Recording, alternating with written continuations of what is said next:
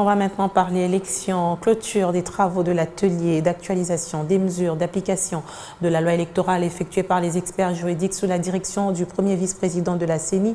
Bienvenue Ilanga, cette loi en vigueur comprend certaines innovations. Il s'agit entre autres de l'introduction du seuil des prises en compte de la dimension genre. Durant 7 jours, les experts juristes de la Commission électorale nationale indépendante ont travaillé activement sous la direction du directeur des cabinets adjoints chargé des questions juridiques, Maître Dave Bonza, pour actualiser les mesures d'application de cette loi au regard des innovations y apportées.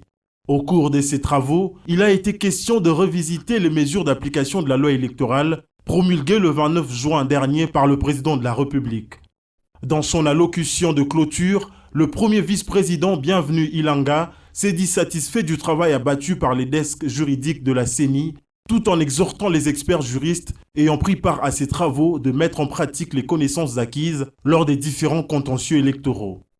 Vous avez pu trouver une nouvelle écriture par rapport à ces innovations en apprêtant pour la plénière donc les projets de mesures d'application de la loi électorale.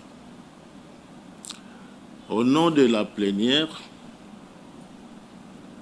et je vais dire aussi particulièrement au nom du président de la CENI, nous vous félicitons, je vous félicite pour le travail abattu. Ce que vous avez appris ici devra certainement nous permettre d'en profiter lorsque vous serez déployés sur terrain.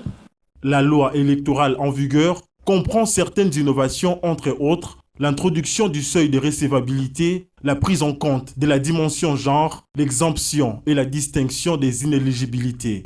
Outre ces travaux, le président de la Commission électorale nationale indépendante, Denis Kazadi, s'est entretenu avec l'archevêque de l'église orthodoxe de Kinshasa, intronisé au mois de mars dernier, Monseigneur Théodosios Titivos, venu lui manifester son soutien pour la réussite de la mission qui lui incombe. Le président était lui-même présent lors de mon intronisation comme archevêque de Kinshasa. Je suis dans l'obligation de venir aussi le voir, de lui remettre l'ascenseur parce que lui était venu lors de mon intronisation. Que je puisse le remercier de sa présence. Que je puisse aussi prier pour lui, lui souhaiter aussi de bonnes choses pour la charge qu'il assume. J'ai souhaité de bonnes choses au président.